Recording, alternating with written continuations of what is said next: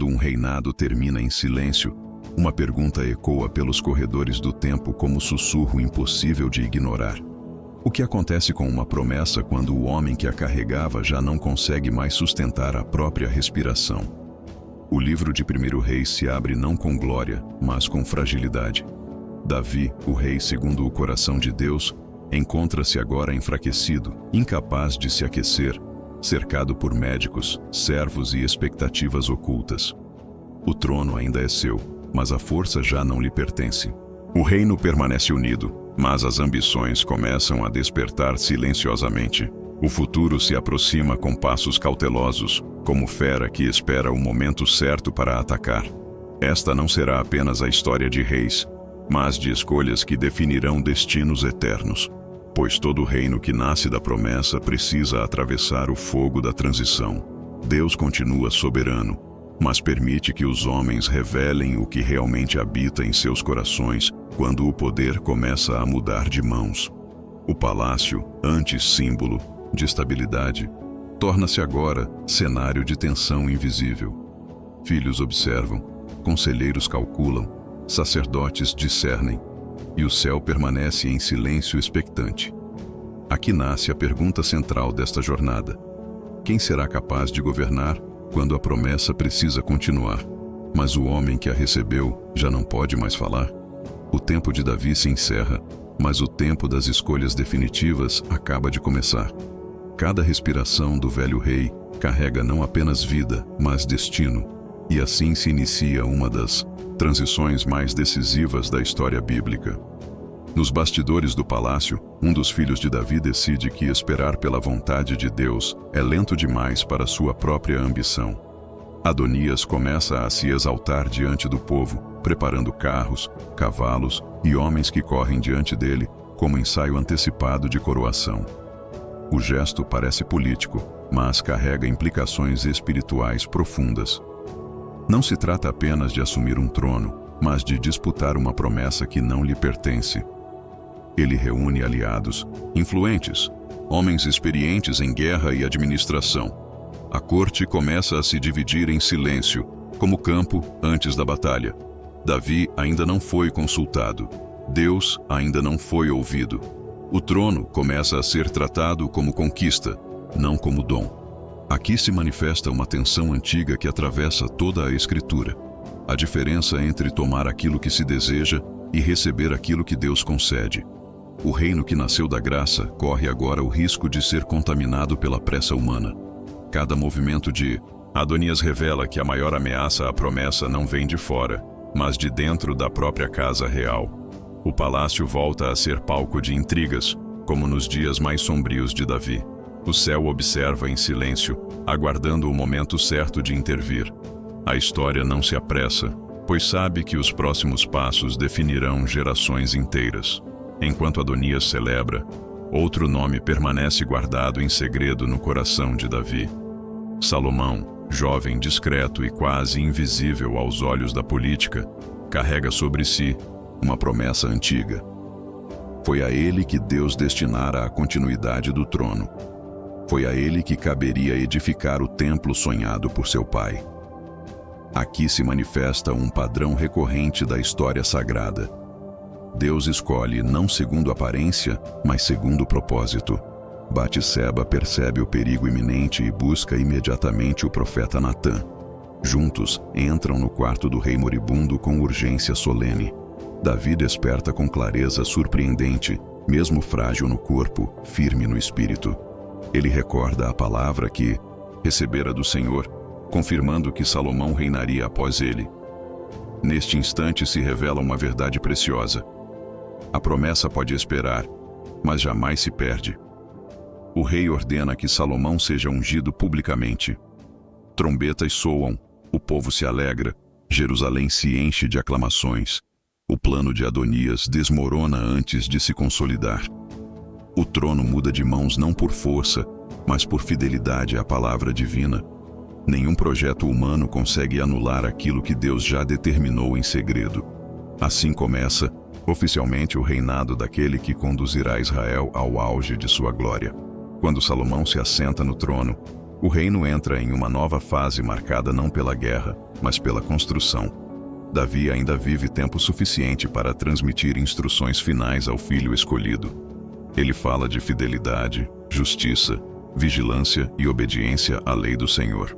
Cada palavra carrega o peso de uma vida inteira, entre vitórias e arrependimentos. Um rei que falhou prepara outro para não repetir seus erros. Pouco depois, Davi encerra seus dias, selando o fim de uma era e o início de outra ainda mais complexa. Salomão herda um reino unificado, próspero e respeitado entre as nações. Mas herda também desafios ocultos que ainda não se revelaram plenamente. Toda herança carrega bênçãos e responsabilidades na mesma medida. O jovem rei agora precisa provar que não é apenas herdeiro da promessa, mas guardião consciente dela. O verdadeiro teste ainda não começou, pois governar um reino é tarefa menor comparada a governar o próprio coração. Deus observa atentamente como aquele que recebeu tanto lidará com tamanha confiança. A história começa lentamente a deslocar seu foco da política para a espiritualidade profunda. Nos primeiros dias de seu reinado, Salomão sobe a Gibeão para oferecer sacrifícios ao Senhor. Naquela noite, Deus lhe aparece em sonho e lhe faz uma pergunta que atravessa os séculos. Pede-me o que quiseres que eu te dê. Diante dessa oportunidade suprema, ele não pede riquezas, nem vitórias, nem longa vida. Pede sabedoria para governar com justiça.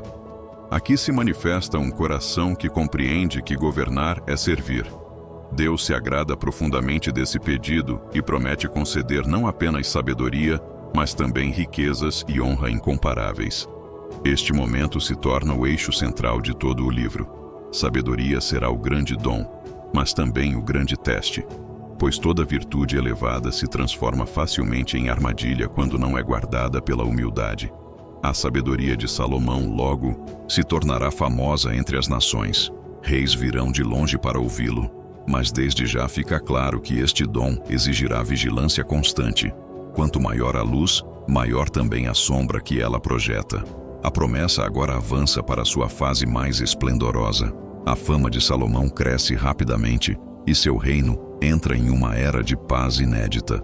As fronteiras se estabilizam, os inimigos se afastam, o comércio floresce. Israel nunca esteve tão próspero e respeitado.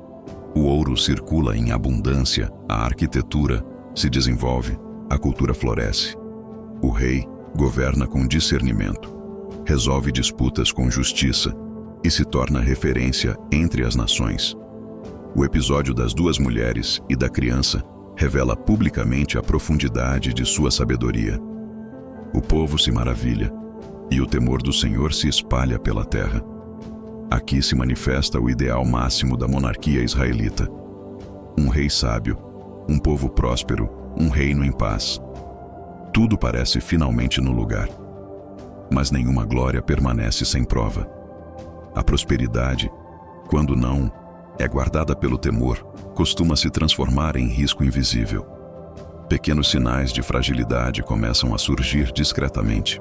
O auge atual é apenas a antecâmara de decisões que definirão o destino de toda a nação.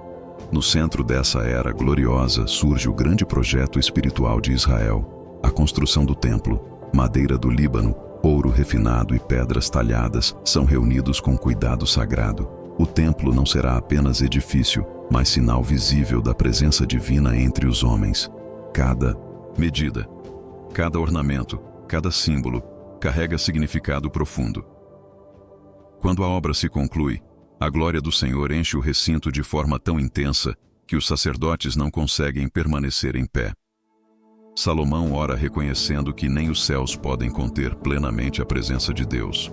Este momento marca o ápice espiritual do livro.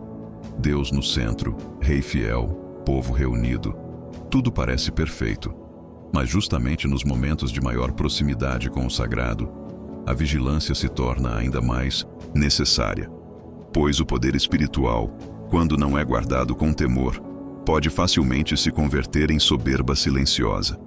À medida que os anos avançam, a prosperidade de Salomão cresce em proporções extraordinárias. Reis e rainhas vêm de longe para ouvir sua sabedoria. Ouro, prata e tributos fluem continuamente para Jerusalém.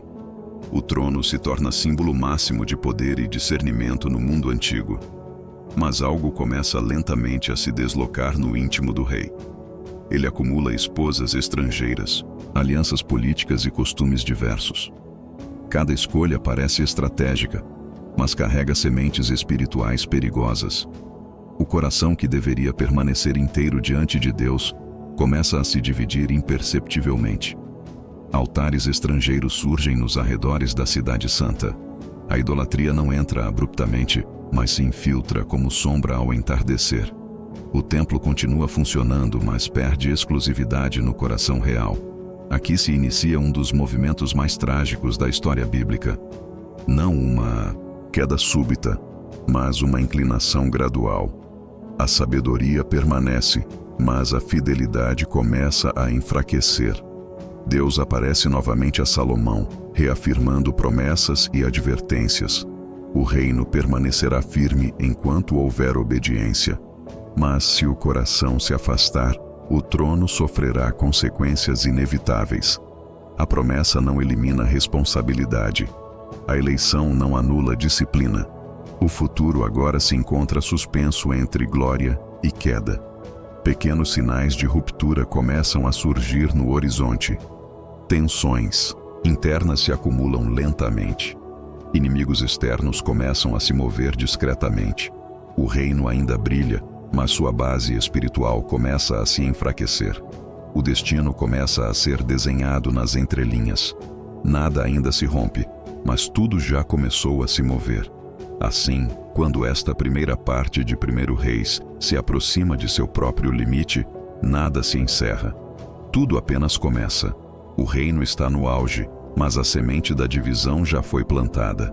A sabedoria floresce, mas o coração começa a se dispersar. O templo resplandece, mas o altar corre o risco de ser compartilhado.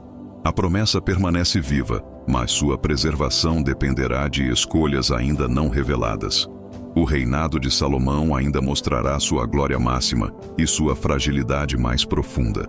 O destino de Israel ainda atravessará cisões, profetas, juízos e restaurações. A jornada continua. E a próxima parte revelará como a sabedoria começa lentamente a se transformar em risco e como o reino mais glorioso de Israel inicia, sem perceber, o caminho de sua própria divisão. Quando a glória começa a se consolidar como paisagem permanente, surge uma pergunta silenciosa que atravessa todo o reinado próspero. Será possível permanecer fiel quando tudo parece finalmente em perfeita ordem? O reinado de Salomão avança em estabilidade rara. Paz nas fronteiras, prosperidade interna, respeito internacional. Israel atinge um nível de organização e influência jamais experimentado antes. Governadores administram províncias com eficiência, celeiros se enchem. Caravanas atravessam desertos trazendo riquezas e alianças. O trono de Jerusalém torna-se centro político e cultural de todo o Oriente Próximo. Tudo parece confirmar que a promessa se cumpriu plenamente. Mas é justamente no auge da bênção que o perigo se torna mais sutil, pois a abundância, quando não é guardada com temor, começa lentamente a deslocar o coração da dependência para a autossuficiência. Salomão governa com sabedoria admirável, mas começa também a provar do peso invisível que acompanha todo o poder duradouro. A glória externa cresce, enquanto a vigilância interior começa a relaxar. O reino brilha, mas sua fundação espiritual começa a enfrentar seu primeiro teste silencioso. Entre as maiores expressões da glória de Salomão, destaca-se o encontro com a rainha de Sabá. Ela percorre longas distâncias atraída pela fama de sua sabedoria e pela excelência de seu reino. Ao chegar, encontra não apenas riqueza material, mas ordem, justiça e temor do Senhor, manifestos em cada detalhe da corte. As perguntas que trazem seu coração são respondidas com clareza impressionante. A rainha reconhece que nem mesmo os relatos ouvidos de longe conseguiram expressar plenamente a grandeza que agora contempla. Ela bendiz ao Deus de Israel por ter estabelecido um rei sábio para governar com justiça. Este encontro simboliza o cumprimento de uma promessa antiga. As nações reconheceriam a glória do Deus verdadeiro através de Israel. O reino atinge aqui seu ponto máximo de influência, espiritual e cultural. Jerusalém torna-se luz entre os povos. Mas este brilho intenso carrega consigo um risco silencioso. Quanto maior a admiração recebida, maior a tentação de deslocar a glória do céu para o próprio trono. A fama começa a cercar o rei como manto pesado, e o coração humano raramente permanece imune por muito tempo a esse tipo de honra. À medida que os anos passam, a prosperidade se acumula em proporções quase inimagináveis. Ouro se torna comum em Jerusalém, prata perde valor, palácios se multiplicam, jardins florescem, carros e cavalos se alinham como símbolos de poder crescente. Salomão constrói não apenas o templo, mas também sua própria casa, fortalezas estratégicas e cidades de armazenamento. O reino atinge um nível de organização que nenhuma geração anterior conheceu. Tudo parece confirmar que este é o tempo mais glorioso da história de Israel. Mas no interior dessa expansão surgem escolhas aparentemente inofensivas que carregam consequências profundas. O rei multiplica esposas estrangeiras como parte de alianças políticas. Cada casamento sela tratados, fortalece fronteiras, amplia influência. O gesto parece sábio aos olhos humanos, mas carrega implicações espirituais graves, pois cada esposa traz consigo não apenas cultura, mas também deuses, costumes e devoções estranhas à aliança. A casa do rei começa lentamente a se transformar em espaço de convivência entre fidelidade e concessão. Nada ainda se rompe visivelmente. Tudo parece sob controle. Mas a semente da divisão já foi plantada no lugar mais sensível de todo o governo, o coração do rei. Com o passar do tempo, aquilo que começou como estratégia política se transforma em hábito espiritual perigoso. Salomão constrói altares para deuses estrangeiros nos arredores de Jerusalém. Permite cultos que jamais deveriam coexistir com o templo do Senhor. O coração que antes buscara sabedoria, agora começa a se fragmentar entre devoções concorrentes. A idolatria não invade o reino com violência, mas com familiaridade. Ela entra pelo convívio, pela tolerância, pelo desejo de agradar. O templo continua funcionando, os sacrifícios continuam sendo oferecidos, mas o centro da adoração já não é mais exclusivo. Aqui se manifesta uma das tragédias mais profundas da história bíblica. Não uma queda súbita, mas uma erosão lenta da fidelidade. A sabedoria permanece, mas o temor começa a enfraquecer.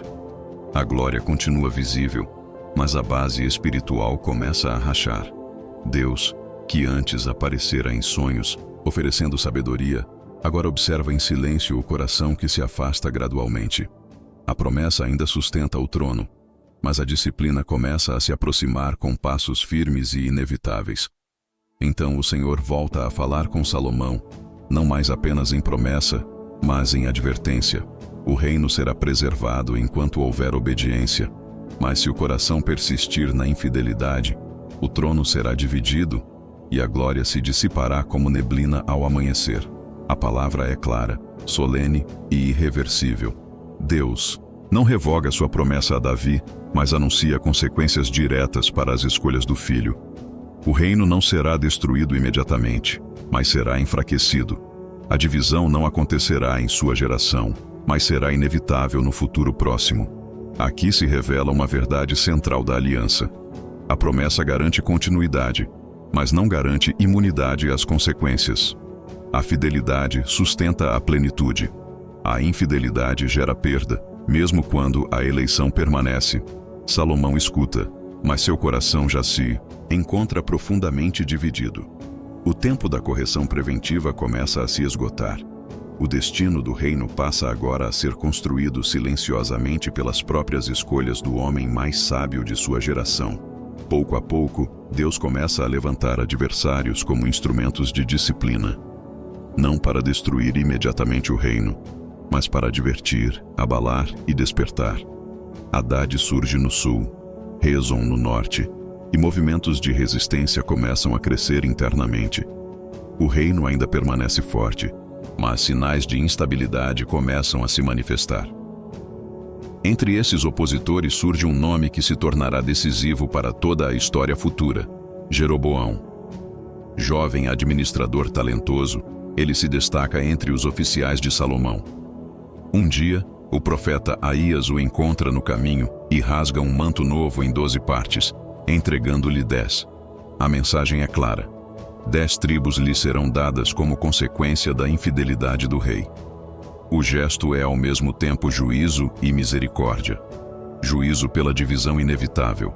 Misericórdia porque uma parte do reino será preservada por causa da promessa feita a Davi.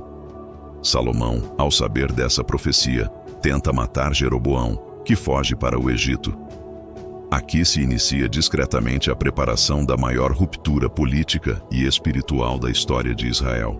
Nada ainda aconteceu, visivelmente, mas o futuro já começou a ser desenhado nos bastidores. O reinado de Salomão se aproxima agora de seu fim, carregando paradoxos profundos. O homem mais sábio do mundo governa um reino extraordinário, mas não consegue preservar a unidade do próprio coração. A glória externa permanece intacta, mas a fidelidade interna foi seriamente comprometida. O templo permanece como símbolo da presença divina, mas sua exclusividade foi ferida. O ouro continua abundante, mas a pureza espiritual já não é plena. Aqui se manifesta uma das lições mais dolorosas de toda a Escritura. Nenhuma sabedoria protege automaticamente contra a queda quando o coração deixa de vigiar. Nenhuma glória substitui obediência. Nenhum passado de fidelidade garante futuro seguro sem renovação constante. Salomão morre deixando um legado ambíguo: construtor do templo, portador de sabedoria incomparável, mas também o rei que abriu as portas da idolatria institucional em Israel. Sua morte encerra o auge da monarquia e inaugura a fase mais turbulenta de toda a história nacional. Seu filho Roboão assume o trono em meio a expectativas tensas. O povo, cansado dos pesados impostos e trabalhos forçados impostos nos últimos anos, pede alívio. Conselheiros antigos recomendam humildade e misericórdia. Conselheiros jovens sugerem dureza e imposição. Roboão escolhe ouvir a voz da arrogância. Ele responde ao povo com palavras duras, prometendo jugo ainda mais pesado. Neste instante, a profecia começa a se cumprir diante de todos. As tribos do norte se rebelam, proclamam Jeroboão como rei e rompem oficialmente com a casa de Davi. O reino se divide: Israel ao norte, Judá ao sul. Aquilo que fora uma só nação agora se fragmenta em 2 destinos distintos. A glória unificada se desfaz em um único dia. A promessa permanece em Judá, mas o corpo nacional se quebra irremediavelmente. Aqui se cumpre o juízo anunciado a Salomão. Não destruição total, mas divisão dolorosa. O futuro de Israel entra agora em uma fase de conflitos contínuos, instabilidade política e tensão espiritual permanente. Jeroboão assume o governo do novo reino do norte, com temor profundo de perder o povo para Jerusalém. Para evitar que seus súditos retornem ao templo, ele cria um sistema religioso alternativo. Constrói 2 bezerros de ouro. Estabelece santuários em Betel e Dan. Institui sacerdotes que não pertencem à linhagem levítica e inaugura festas próprias. O gesto não nasce apenas de idolatria, mas de medo político. Mas seus efeitos espirituais serão devastadores por séculos. Aqui se estabelece o pecado estrutural que marcará todo o reino de Israel. Um culto criado não por revelação, mas por conveniência. Uma religião moldada, não pela aliança, mas pela política. A partir deste momento, quase todos os reis do norte serão avaliados segundo este padrão trágico. Andaram nos caminhos de Jeroboão e fizeram Israel pecar. O coração da nação começa agora a se afastar institucionalmente do centro da promessa. A ruptura política se transforma rapidamente em ruptura espiritual. Assim, quando esta segunda parte de 1 Reis se aproxima de seu próprio limite, o cenário mudou completamente. O reino glorioso se dividiu. A unidade se perdeu. A idolatria institucional nasceu. A promessa permanece em Judá, mas agora cercada por perigos internos e externos. Dois reinos caminham em direções distintas, ambos vulneráveis, ambos carregando escolhas que produzirão consequências profundas. A história entra agora em sua fase mais dramática, onde profetas, reis perversos, reformas inesperadas e juízos severos se sucederão em ritmo cada vez mais intenso. Nada aqui terminou. Tudo apenas começou a se complicar.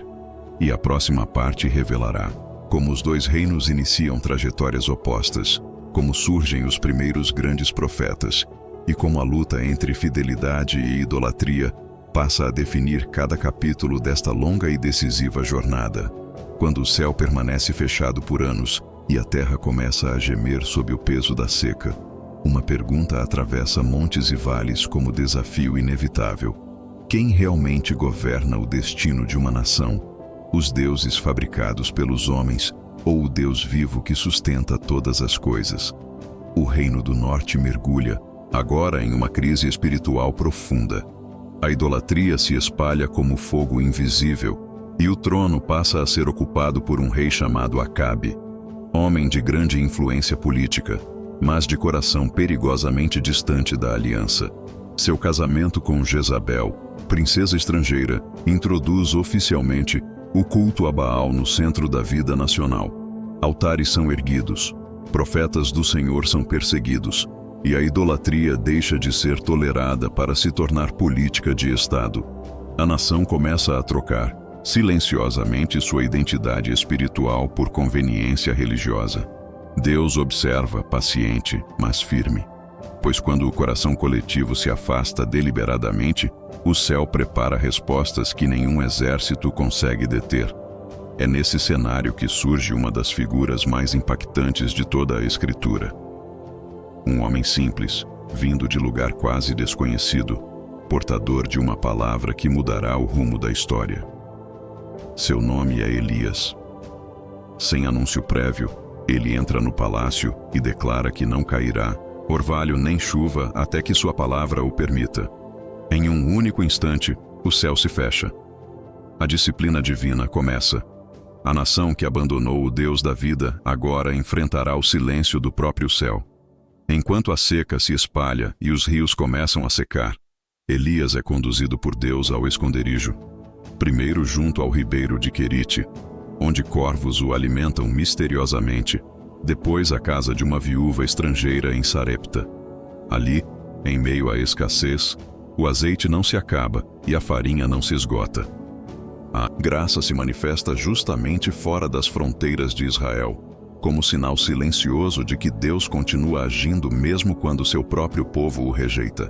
A viúva vê seu filho morrer e depois ressuscitar pelas mãos do profeta, confirmando que o Senhor continua sendo Deus da vida, mesmo em tempos de juízo. A seca avança por 3 longos anos. Campos secam, rebanhos morrem, cidades entram em colapso econômico e social. Acabe procura Elias não para se arrepender, mas para acusá-lo de perturbar Israel. Mas a resposta do profeta é direta como lâmina. Não é o profeta quem perturba a nação, mas o abandono dos mandamentos do Senhor. O confronto que se aproxima não será apenas político, mas espiritual em sua essência. O destino da fé nacional será decidido publicamente diante de todo o povo. O Monte Carmelo começa a se preparar como palco de um dos momentos mais dramáticos de toda a história bíblica. No alto do Carmelo, Elias convoca o povo e os profetas de Baal para um julgamento aberto diante do céu. Sua pergunta ecoa como trovão contido. Até quando o coração permanecerá dividido entre 2 pensamentos? A fé não admite neutralidade quando a verdade exige decisão. Os profetas de Baal constroem seu altar, oferecem sacrifícios, clamam desde a manhã até o meio-dia. Gritam, dançam, se cortam, imploram. O silêncio do céu permanece absoluto. Nenhuma resposta, nenhum sinal, nenhuma voz. Elias observa, ironiza, desafia, expondo a impotência dos ídolos. Então ele restaura o altar do Senhor com 12 pedras, lembrando ao povo sua identidade esquecida. Manda derramar água sobre o sacrifício repetidas vezes, tornando impossível qualquer engano humano. Sua oração é breve, simples e cheia de autoridade. O fogo desce do céu com força devastadora, consumindo sacrifício, pedras, água e pó. O povo cai com o rosto em terra, proclamando que o Senhor é Deus. A idolatria sofre sua maior humilhação pública. Os profetas de Baal são julgados, e o céu, que estivera fechado por anos, começa a se abrir novamente. Uma pequena nuvem surge no horizonte, cresce rapidamente, e a chuva finalmente cai sobre a terra sedenta. A disciplina se transforma em restauração. Mas esta vitória grandiosa esconde uma batalha ainda mais íntima que está prestes a começar no coração do próprio profeta. Quando Jezabel recebe a notícia da derrota de seus profetas, sua fúria se ergue como sentença de morte.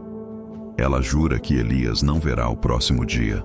O homem que enfrentara centenas agora foge em silêncio pelo deserto. Aqui se revela uma das cenas mais humanas de toda a Escritura. O profeta poderoso se encontra esgotado, solitário e desejando a própria morte. Debaixo de um zimbro, ele confessa que já não consegue continuar. Mas o céu não responde com reprovação. Um anjo o toca, oferece pão e água e o convida a seguir adiante. 40 dias depois, Elias chega ao Monte Horebe, lugar sagrado onde a glória divina já se manifestara outrora. Deus não se revela no vento impetuoso, nem no terremoto, nem no fogo. Ele fala em voz mansa e delicada. Neste momento se revela uma verdade profunda. O mesmo Deus que age com poder, também restaura com ternura. Elias derrama sua dor, sua solidão e seu cansaço, e o Senhor responde, não com abandono, mas com direção. Ainda há reis a ungir, profetas a chamar e histórias a transformar. O ministério de Elias ainda não terminou. A chama profética apenas muda de forma. Entre as novas missões confiadas a Elias está o chamado de seu sucessor. Ele encontra Eliseu lavrando a terra, lança sobre ele seu manto e, sem palavras longas, o convida para uma jornada que mudará toda a sua vida. Eliseu abandona bois, queima instrumentos e segue o profeta com decisão imediata. Aqui se manifesta o princípio silencioso da continuidade divina. Deus prepara seus instrumentos antes que os tempos de crise atinjam seu auge. Enquanto isso, Acabe continua governando sob a influência corrosiva de Jezabel. Apesar de experimentar vitórias militares concedidas pela misericórdia divina, seu coração permanece dividido. Deus livra Israel repetidas vezes da Síria, mostra poder, concede graça inesperada. Mas cada livramento sem arrependimento apenas aprofunda a responsabilidade espiritual do rei. Acabe poupa inimigos que deveria julgar, negocia com reis ímpios e ignora advertências claras. A misericórdia começa lentamente a se transformar em testemunho contra ele mesmo. A história se aproxima agora de um episódio aparentemente simples, mas que revelará com clareza o caráter mais profundo do poder corrompido. Uma pequena vinha pertencente a um homem justo chamado Nabote se torna objeto de desejo real. Acabe deseja comprá-la, mas Nabote recusa respeitosamente, lembrando que aquela terra é herança sagrada de seus pais. O rei retorna abatido, recusando alimento como criança contrariada. Jezabel decide agir com frieza calculada. Ela acusa Nabote falsamente, organiza um julgamento corrupto e o condena à morte. O inocente é apedrejado e sua vinha tomada sem remorso. Aqui se revela o retrato mais sombrio do poder sem temor. A lei é manipulada, a verdade silenciada, a justiça assassinada. Acabe desce pessoalmente para tomar posse da vinha, mas encontra ali o profeta Elias esperando por ele. A palavra de juízo ecoa com precisão terrível. Cães lamberão o sangue do rei naquele mesmo lugar, e Jezabel será devorada fora dos muros da cidade. O rei se humilha, jejua e se entristece. Deus, surpreendentemente, decide adiar parte do juízo por causa dessa humilhação tardia. Aqui se revela um mistério profundo da misericórdia divina.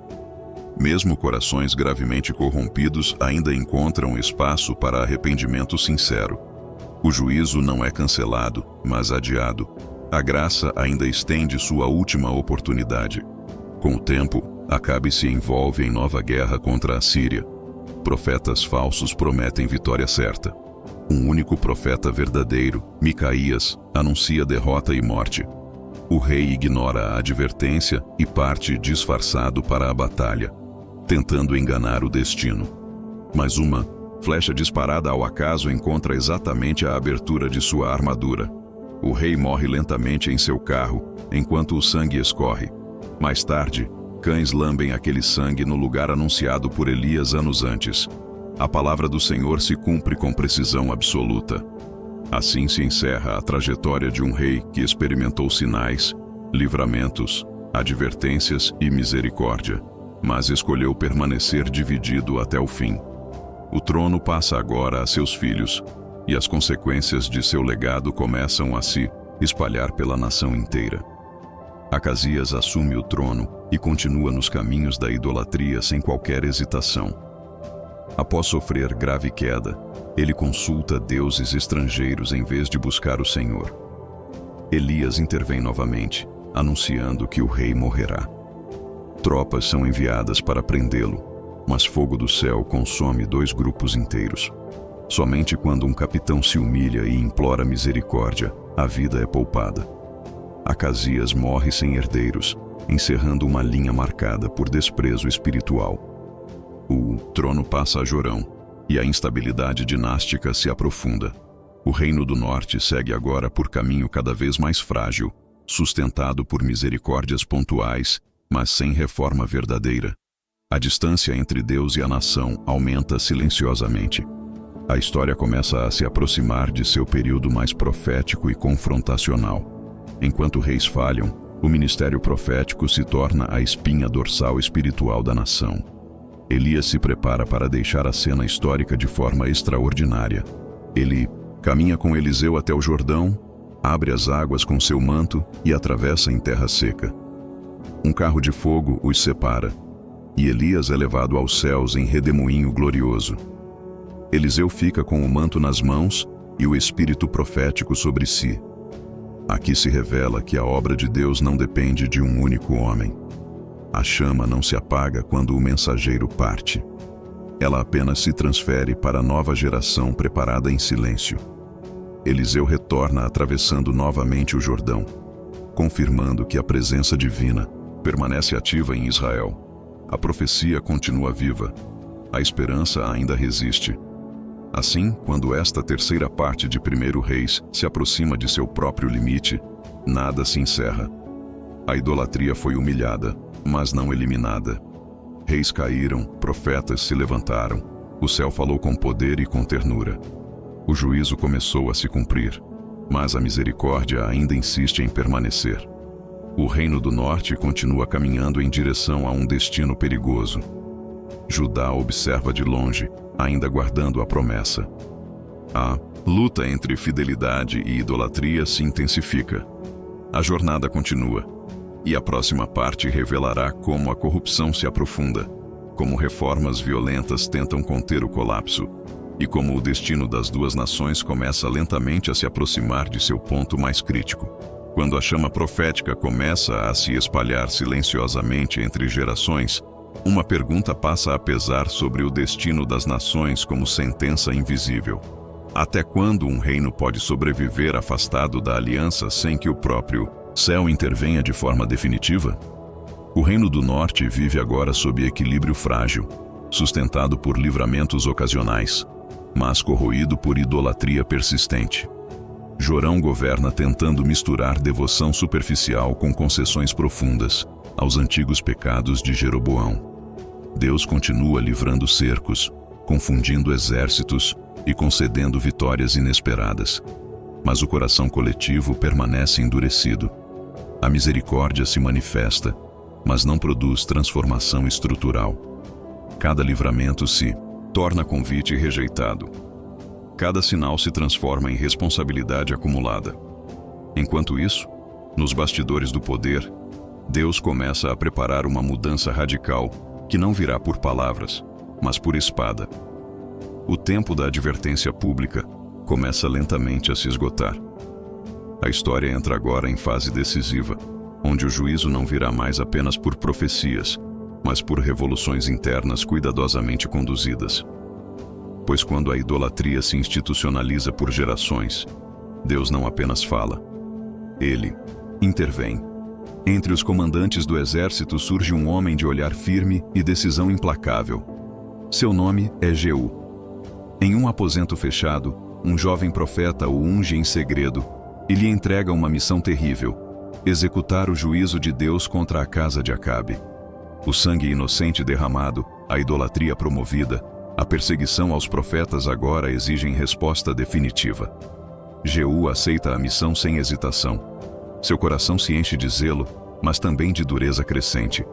Ele retorna ao exército, reúne seus oficiais e parte rapidamente em direção a Jezreel. Jorão sai ao seu encontro perguntando por paz. A resposta corta como lâmina: não pode haver paz enquanto existirem as prostituições e feitiçarias de Jezabel. Uma flecha atravessa o coração do rei, que cai morto no campo de Nabote, exatamente onde a palavra profética havia sido pronunciada anos antes. Aqui se revela a precisão absoluta do juízo divino. O tempo pode passar, os homens podem esquecer, mas a palavra do Senhor jamais perde sua força. A roda da história começa agora a girar com velocidade implacável. Jezabel, ao saber da chegada de Jeú, não foge nem se humilha. Ela se veste com elegância, pinta os olhos e se posiciona na janela como quem ainda desafia o destino. Suas últimas palavras são provocação, não arrependimento. Jeú ordena que seus próprios servos a lancem da janela. O corpo cai violentamente, os cavalos a pisoteiam e os cães a devoram fora dos muros da cidade. Cumpre-se com exatidão a profecia pronunciada anos antes por Elias. Assim termina a mulher que introduziu oficialmente Baal em Israel e perseguiu os profetas do Senhor. A queda de Jezabel não é apenas política, mas espiritual. É o colapso visível de um sistema inteiro de idolatria agressiva e corrupção institucional. Mas o juízo ainda não terminou. Jeú prossegue, eliminando sistematicamente todos os descendentes de Acabe, exterminando príncipes, oficiais e aliados. O reino passa por uma purificação sangrenta e brutal. O juízo divino avança como tempestade que não pode mais ser contida. Mas no meio dessa execução rigorosa, algo perigoso começa a se formar no coração do próprio instrumento escolhido. Jeú reúne todos os sacerdotes de Baal sob pretexto de grande celebração. Quando o templo se enche, ele ordena o massacre completo. O culto a Baal é destruído em um único dia. O templo é transformado em ruína pública, apagando simbolicamente décadas de idolatria institucional. O céu parece finalmente respirar aliviado. Deus reconhece o zelo de Jeú em executar o juízo e lhe concede promessa de estabilidade dinástica por 4 gerações. Mas logo se revela uma tragédia silenciosa. Jeú não abandona os bezerros de ouro de Betel e Dan. Ele elimina Baal, mas preserva o sistema religioso criado por Jeroboão. A idolatria muda de forma, mas não desaparece. A reforma é poderosa, porém incompleta. Aqui se manifesta uma das lições mais profundas do livro. Obediência parcial produz restauração parcial. Zelo sem fidelidade plena gera resultados temporários. O reino experimenta alívio, mas não renovação verdadeira. Inimigos começam a avançar. Territórios são perdidos. A força nacional diminui lentamente. A ferida espiritual permanece aberta. O juízo foi executado, mas a cura ainda não aconteceu. Enquanto o norte atravessa reformas violentas e incompletas, Judá enfrenta uma crise ainda mais perturbadora. Após a morte de um rei, Atalia, filha de Acabe e Jezabel, toma o trono por meio de assassinato em massa da família real davídica. Pela primeira vez, a linhagem da promessa corre risco real de extinção. Mas, em meio à carnificina, um menino é secretamente salvo e escondido no templo por 6 anos. Enquanto Atalia governa promovendo idolatria, a promessa sobrevive em silêncio entre sacerdotes, No tempo determinado, o sacerdote Joiada revela o herdeiro legítimo, o coroa dentro do templo e derruba a rainha usurpadora. A linhagem de Davi é restaurada. Aqui se revela com força impressionante que a promessa divina jamais depende da estabilidade humana. Mesmo quando tudo parece perdido, Deus preserva sua palavra em lugares ocultos e improváveis. Judá permanece como guardião silencioso do plano redentor. Joás inicia seu reinado com fidelidade notável, enquanto permanece sob orientação espiritual. O templo é restaurado, a aliança renovada, a idolatria combatida. Por um breve momento, Judá experimenta renovação genuína. Mas quando a liderança espiritual desaparece, o rei se afasta rapidamente. Conselheiros ímpios o seduzem, altares retornam, profetas são perseguidos. O próprio filho do sacerdote que salvara sua vida é assassinado dentro do templo. A decadência volta com força ainda maior. Judá sofre derrotas humilhantes, e Joás termina assassinado por seus próprios servos. Aqui se manifesta um padrão trágico da monarquia. Bons começos não garantem bons finais. Fidelidade herdada não substitui fidelidade cultivada. Cada geração precisa renovar pessoalmente sua aliança com Deus. Caso contrário, a queda se torna apenas questão de tempo. Enquanto Judá oscila, o Reino do Norte continua sua trajetória descendente. Reis se sucedem mantendo os pecados estruturais de Jeroboão. Alguns mostram competência administrativa, outros violência extrema, mas nenhum promove reforma verdadeira. A distância entre Deus e a nação aumenta silenciosamente. Potências estrangeiras começam a pressionar as fronteiras. Territórios são perdidos, cidades saqueadas, populações deslocadas. Deus permite que nações se tornem instrumentos progressivos de disciplina. O juízo não chega de uma vez, mas em etapas cuidadosamente dosadas. Cada derrota é advertência. Cada perda é chamado ao arrependimento. Mas a nação insiste em ignorar os sinais. O colapso se aproxima com passos cada vez mais audíveis. O ministério profético se intensifica como o último recurso de misericórdia. Vozes solitárias denunciam idolatria, injustiça e corrupção com coragem crescente. Milagres ainda acontecem, mas já não produzem transformação duradoura. O povo se acostuma ao sobrenatural sem permitir que ele transforme o caráter. A espiritualidade se torna superficial, baseada em rituais, mas vazia de obediência. Aqui se revela uma advertência severa. Sinais não substituem arrependimento. Maravilhas não garantem fidelidade.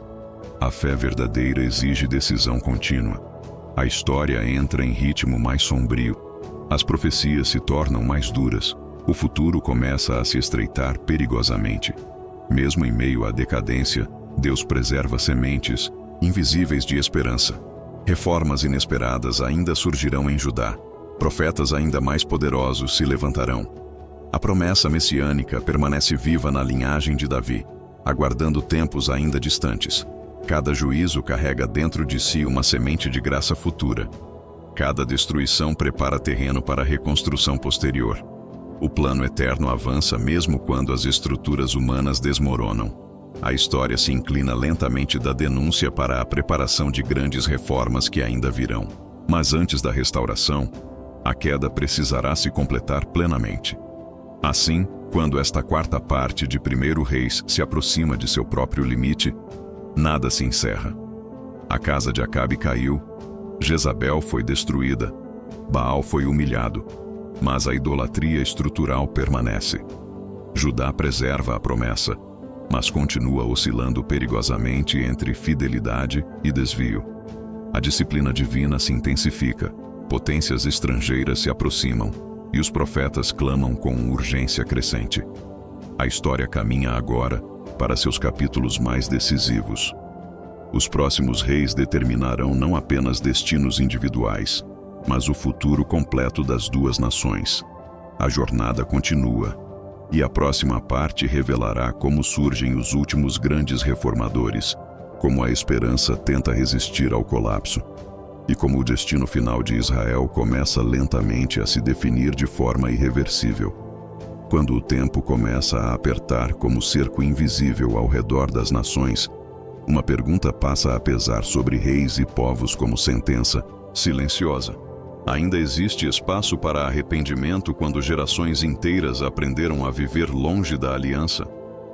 O Reino do Norte entra agora em sua fase mais instável e perigosa. Reis sobem e caem com rapidez impressionante, assassinados por conspiradores que logo serão derrubados por outros ainda mais violentos. O trono deixa de ser herança e passa a ser prêmio de sangue. O povo se acostuma ao caos como rotina e a fé perde força diante da política corrompida. A idolatria já não é exceção, mas identidade nacional. A justiça desaparece, a verdade é negociada e a espiritualidade se reduz a rituais vazios. Deus observa em silêncio, pois quando o pecado se torna cultura, o juízo deixa de ser evento isolado e passa a ser processo histórico inevitável. A nação ainda existe formalmente, mas sua alma já se encontra profundamente ferida. A queda final ainda não chegou, mas sua sombra já cobre toda a paisagem. O tempo da misericórdia começa lentamente a se esgotar. Entre os últimos reis de Israel surge Jeroboão II, governante de grande habilidade política e militar. Sob seu reinado, o território se expande novamente. Inimigos são derrotados e a prosperidade retorna por breve período. O reino experimenta renascimento surpreendente, como se Deus oferecesse uma última oportunidade de retorno. Profetas anunciam livramentos, cidades são restauradas, e o povo respira aliviado após anos de instabilidade. Mas essa prosperidade tardia produz efeito contrário ao esperado. Em vez de arrependimento, gera orgulho. Em vez de gratidão, fortalece ilusão de segurança. A idolatria se intensifica, a injustiça social se aprofunda. Os pobres são explorados e os ricos se acumulam em luxo desmedido. O culto continua ativo, mas divorciado da ética. Sacrifícios são oferecidos, mas a justiça é desprezada. Deus levanta profetas como Amós e Oséias para denunciar não apenas os ídolos, mas a corrupção estrutural do coração nacional. Aqui se revela uma verdade severa. Adoração sem obediência não agrada ao céu. Ritual sem transformação não substitui arrependimento. Esta prosperidade final não é recompensa, mas último convite antes do colapso definitivo. Quando Jeroboão II morre, o reino entra em colapso político acelerado. Reis se sucedem em ritmo vertiginoso, governando poucos meses antes de serem assassinados. O poder se fragmenta, a elite se divide, e a identidade nacional começa a se dissolver. Israel se torna presa fácil para potências estrangeiras. A Assíria impõe tributos pesados, humilha governantes e transforma o reino em vassalo. Tentativas desesperadas de alianças com o Egito apenas aprofundam a dependência e a fragilidade. Profetas continuam clamando por arrependimento, mas suas vozes já não moldam decisões nacionais. A fé deixa de ser força transformadora e se torna apenas tradição cultural, sem poder espiritual. Aqui se revela um princípio profundo da história bíblica. Nenhuma nação cai de repente. A ruína é construída lentamente por décadas de escolhas erradas acumuladas. Agora o colapso já não é questão de possibilidade, mas de tempo determinado. O juízo não precisa mais ser anunciado. Ele já começou a se manifestar através da própria história. Enquanto Israel se aproxima rapidamente do abismo, Judá começa a experimentar um contraste inesperado. Reformas espirituais surgem sob reis que ainda buscam o Senhor com sinceridade. O culto é restaurado, a lei é ensinada e a idolatria combatida com renovado zelo. Jerusalém se torna refúgio espiritual em meio ao colapso do norte. A linhagem de Davi permanece no trono não por mérito humano, mas por fidelidade divina à promessa antiga. Aqui se estabelece uma diferença decisiva entre os dois reinos. Israel persiste na rebeldia estrutural. Judá oscila, mas ainda responde em alguns momentos à voz profética. A promessa messiânica continua protegida, mesmo cercada por ameaças internas e externas. Deus começa a concentrar sua obra redentora no Reino do Sul, enquanto permite que o Norte caminhe livremente em direção ao destino que escolheu. O contraste entre ruína e preservação se torna cada vez mais evidente diante de toda a história. Finalmente, o momento decisivo chega de forma silenciosa e devastadora. Oséias assume o trono como último rei de Israel em meio a conspirações e alianças frágeis. Ele tenta libertar-se da Assíria, buscando apoio do Egito, quebrando o pacto de vassalagem. A resposta assíria é imediata e implacável. Exércitos cercam Samaria por 3 longos anos. A fome se espalha, a esperança se esvai e a cidade se transforma em prisão coletiva. Cada dia de resistência prolonga não apenas sofrimento físico, mas colheita espiritual de séculos de infidelidade. Quando finalmente Samaria cai, a nação do norte é destruída definitivamente. A população é deportada para terras distantes, espalhada entre povos estrangeiros. Outros povos são trazidos para ocupar a terra. As 10 tribos desaparecem da cena histórica como entidade política autônoma. Cumpre-se uma das profecias mais severas de toda a Escritura. Israel, o Reino do Norte, deixa de existir. A aliança foi quebrada repetidas vezes. O juízo finalmente se completou. O autor de 1 Reis não descreve esta queda como simples derrota militar, mas como consequência direta da infidelidade acumulada ao longo de gerações. Idolatria persistente, rejeição dos profetas, abandono da lei, imitação dos costumes pagãos, injustiça social e corrupção moral são apresentados como raízes profundas da ruína nacional. Não foi a força da Assíria que destruiu Israel, mas a ruptura da aliança. As potências estrangeiras foram apenas instrumentos. Aqui se revela uma chave teológica fundamental. Guerras não são apenas eventos políticos, mas manifestações visíveis de realidades espirituais invisíveis. A deportação não é apenas exílio, mas dispersão identitária. Israel se torna povo sem reino, memória sem território, fé sem centro institucional. O choque é profundo, mas a esperança não é completamente destruída. Mesmo na dispersão, Deus preserva remanescentes invisíveis e sementes de restauração futura que ainda germinarão em tempos distantes. Com a queda do Reino do Norte, o foco da história se desloca quase totalmente para Judá. Jerusalém se torna o último bastião da identidade israelita, guardiã do templo, da linhagem davídica e da promessa messiânica. Agora cada decisão assume peso ainda maior. Reis bons e maus se alternarão, reformas e recaídas continuarão.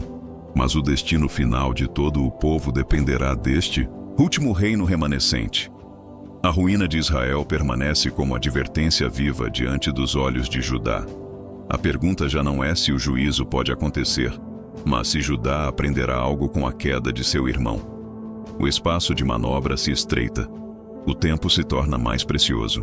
O futuro da aliança começa a depender de poucas escolhas ainda não tomadas. Deus levanta profetas ainda mais ousados para falar diretamente aos reis de Judá. Advertências se tornam mais claras, juízos mais específicos, promessas mais concentradas. Reformas extraordinárias ainda surgirão, trazendo lampejos de renovação profunda, mas nenhuma delas será permanente sem fidelidade contínua. A sobrevivência de Judá não dependerá de exércitos nem de alianças, mas exclusivamente do temor do Senhor. A história entra agora em clima de expectativa solene. 2 destinos permanecem abertos. Ou Judá aprenderá com a queda de Israel e se arrependerá profundamente, ou seguirá o mesmo caminho e conhecerá ruína semelhante no tempo determinado. O céu observa. A terra aguarda. A promessa pulsa silenciosamente na linhagem de Davi. Ao mesmo tempo, torna-se cada vez mais claro que o plano de Deus ultrapassa os limites de um reino ou de uma cidade. A promessa feita a Davi aponta para um reinado eterno ainda distante. Cada rei imperfeito revela a necessidade de um rei perfeito. Cada queda humana intensifica o anseio por restauração definitiva. A história começa a assumir horizonte messiânico cada vez mais amplo. Mesmo quando um reino desaparece, A promessa não desaparece com ele. Ela se concentra, se purifica e se prepara para florescer em tempos ainda não revelados. O plano eterno continua avançando silenciosamente por entre ruínas e exílios. Assim, quando esta quinta parte de 1 Reis se aproxima de seu próprio limite, um ciclo inteiro se encerra diante da história.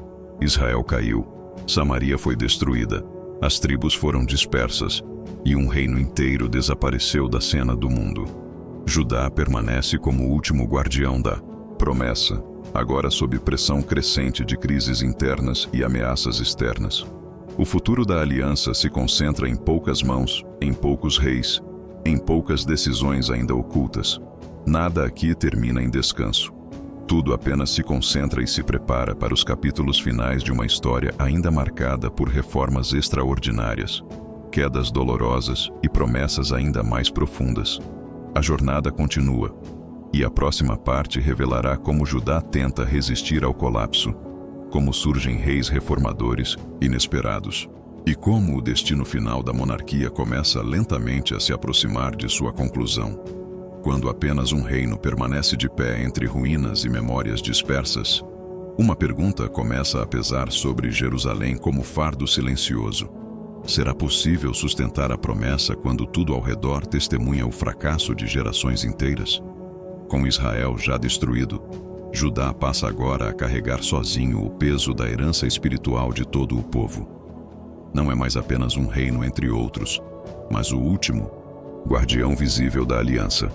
Cada rei, cada decisão, cada reforma ou concessão assume agora consequências que ultrapassam fronteiras políticas e alcançam o próprio destino da promessa. O templo permanece como centro da fé, mas já não como garantia automática de proteção. A história entra em fase de vigilância extrema. Não há mais espaço para ilusões duradouras. O exemplo da queda do norte paira como advertência permanente. Profetas falam com mais clareza. Juízos são anunciados com mais precisão. Promessas se tornam ainda mais preciosas. A linhagem de Davi continua no trono não por mérito humano, mas por fidelidade divina à palavra antiga. Jerusalém ainda resiste, mas sua segurança depende agora de escolhas espirituais cada vez mais delicadas. Entre os reis de Judá destaca-se Josafá, homem que busca sinceramente ao Senhor, mas que frequentemente mistura fidelidade com alianças perigosas. Ele fortalece o culto em Jerusalém, promove o ensino da lei e busca justiça entre o povo. Seu reinado traz estabilidade e respeito internacional, mas sua maior fraqueza se manifesta nas alianças com o Reino do Norte. Ao unir-se à casa de Acabe, ele quase perde a vida em batalha, confundido com o próprio inimigo. Deus o livra, mas o adverte com severidade.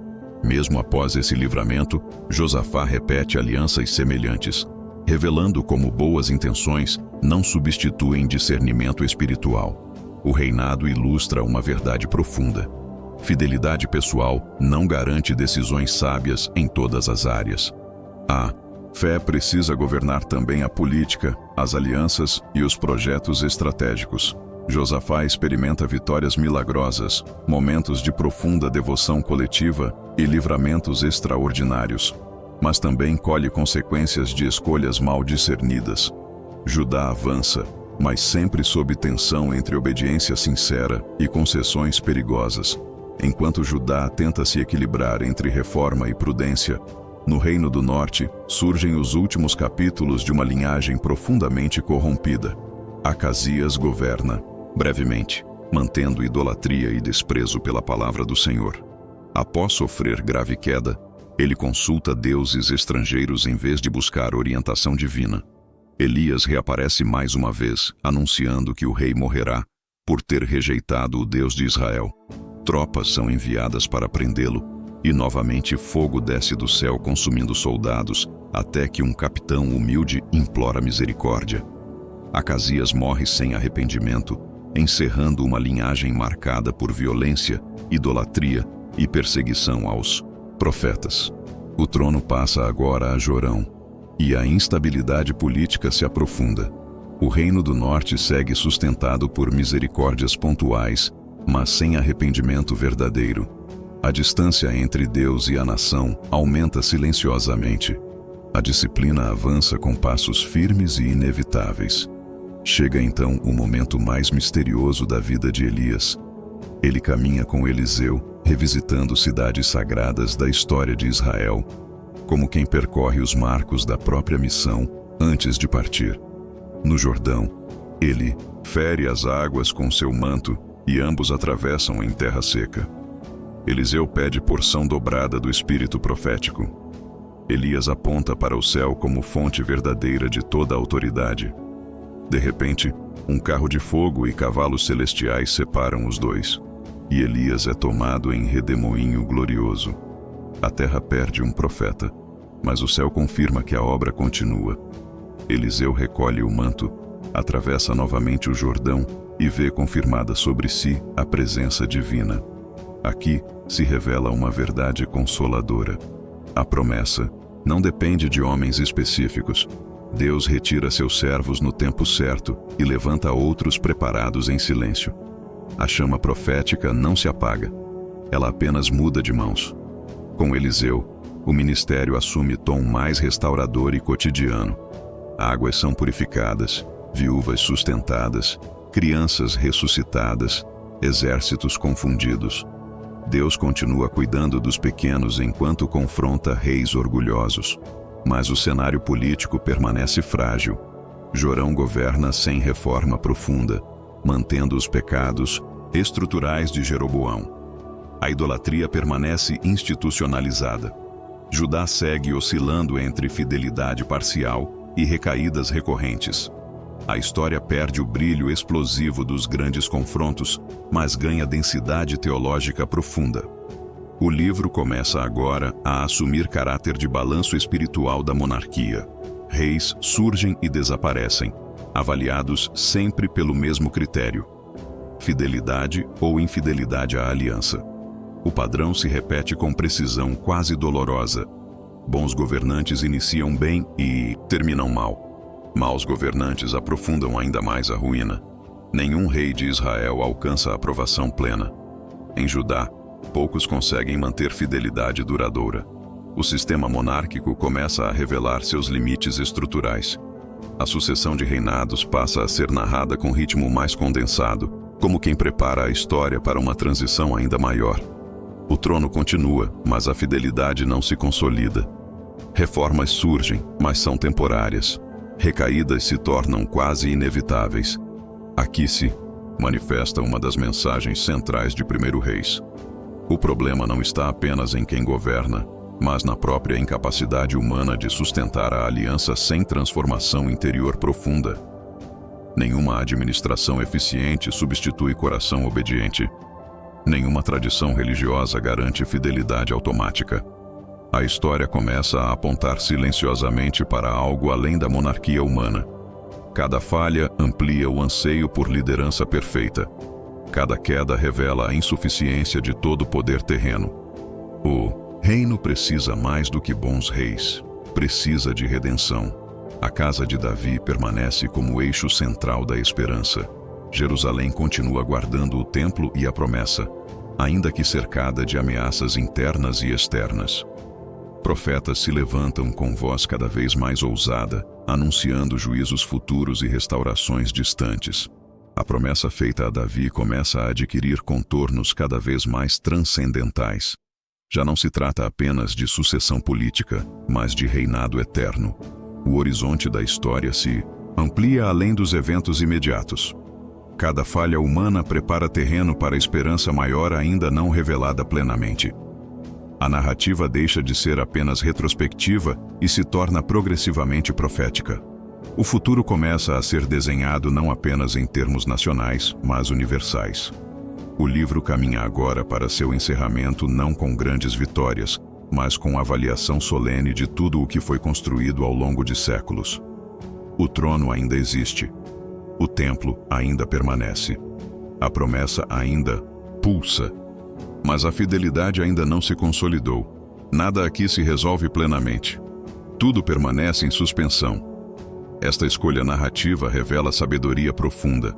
A história não pode ser encerrada enquanto a promessa ainda não se cumpriu. O livro termina como quem interrompe uma longa jornada no meio do caminho. O povo ainda não foi restaurado.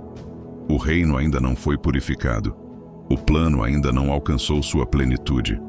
Ao olhar para trás, tornam-se claros os grandes movimentos desta história. A glória de Salomão, a divisão do reino, a idolatria institucional, o ministério dos profetas, a queda de Israel, a preservação de Judá. Acima de tudo, a fidelidade inabalável de Deus atravessando gerações. Mesmo quando reis falharam, mesmo quando nações caíram, a promessa jamais foi anulada. Aqui se revela o verdadeiro protagonista de 1 Reis. Não são os tronos, nem os palácios, nem os exércitos. É o próprio Deus, governando a história com paciência, justiça e misericórdia ao mesmo tempo. Cada juízo foi necessário, cada livramento foi gracioso, cada preservação foi prova de amor fiel. Assim, quando esta sexta parte de 1 Reis se aproxima de seu próprio limite, nada se encerra definitivamente. Israel já caiu. Judá ainda resiste. A promessa permanece viva, mas cercada de fragilidades humanas. Profetas continuam falando. Reis continuam falhando. Deus continua governando silenciosamente cada etapa do plano eterno. Nada aqui termina em triunfo pleno ou derrota final. Tudo permanece em transição, pois a história da aliança ainda não chegou ao seu desfecho. A jornada continua. E o próximo livro revelará como Judá enfrentará seus últimos grandes testes, como reformas inesperadas tentarão reverter décadas de decadência e como o destino final da monarquia se aproximará lentamente de sua conclusão sob o olhar fiel daquele que nunca abandona sua promessa. Quando a última cena deste livro finalmente se aproxima do silêncio, torna-se claro que 1 Reis não contou apenas a história de tronos e batalhas, mas revelou o retrato mais profundo da relação entre Deus e o coração humano ao longo das gerações. Desde a glória incomparável de Salomão até a queda definitiva de Israel, cada capítulo mostrou que nenhuma sabedoria extraordinária, nenhum poder militar e nenhuma prosperidade duradoura são capazes de sustentar um reino quando a fidelidade à aliança é abandonada. Reis surgiram com promessas elevadas e caíram em ruínas dolorosas. Reformas começaram com fervor e terminaram em concessões perigosas. Altares foram erguidos, profetas se levantaram, juízos se cumpriram, misericórdias se renovaram. Mas acima de tudo, uma verdade atravessou toda esta história como fio invisível que jamais se rompeu. Deus permaneceu fiel à promessa que fez a Davi, mesmo quando os homens falharam repetidas vezes. 1 Reis termina não com triunfo humano, mas com expectativa divina. O trono ainda existe, o templo ainda permanece, a linhagem da promessa ainda resiste, mas o coração da nação continua em luta entre obediência e desvio. A história não se encerra porque o plano ainda não se cumpriu. O reino terreno mostrou seus limites. A monarquia revelou sua fragilidade. A fidelidade humana se mostrou insuficiente. E, justamente por isso, a promessa começa a apontar para algo maior do que qualquer rei poderia oferecer. Um reinado eterno ainda aguarda seu tempo. Uma restauração definitiva ainda está por vir. Um rei perfeito ainda será revelado no tempo determinado pelo céu. Assim se fecha este grande livro da história sagrada, não como conclusão final, mas como preparação para os capítulos mais decisivos que ainda virão. Pois a história da aliança continua. A promessa permanece viva. E Deus segue governando cada etapa do tempo com paciência, justiça e misericórdia. E agora, antes de nos despedirmos desta jornada, fica uma pergunta silenciosa no coração. O que mais marcou esta história? Em qual momento Deus falou de forma mais profunda? Que lição esta trajetória deixou para a vida de hoje? Se esta mensagem tocou o seu coração, escreva aqui nos comentários aquilo que mais te chamou a atenção, mesmo que seja apenas uma palavra. Se esta história fortaleceu sua fé, digite amém nos comentários. Se você gostou deste estudo, Compartilhe este vídeo com alguém que ama conhecer a palavra de Deus. E se ficou alguma dúvida, reflexão ou pergunta, deixe aqui embaixo. Cada comentário ajuda esta mensagem a alcançar ainda mais vidas. Que Deus abençoe sua vida, guarde seus caminhos e continue conduzindo seus passos na luz da sua palavra. Até a próxima jornada bíblica.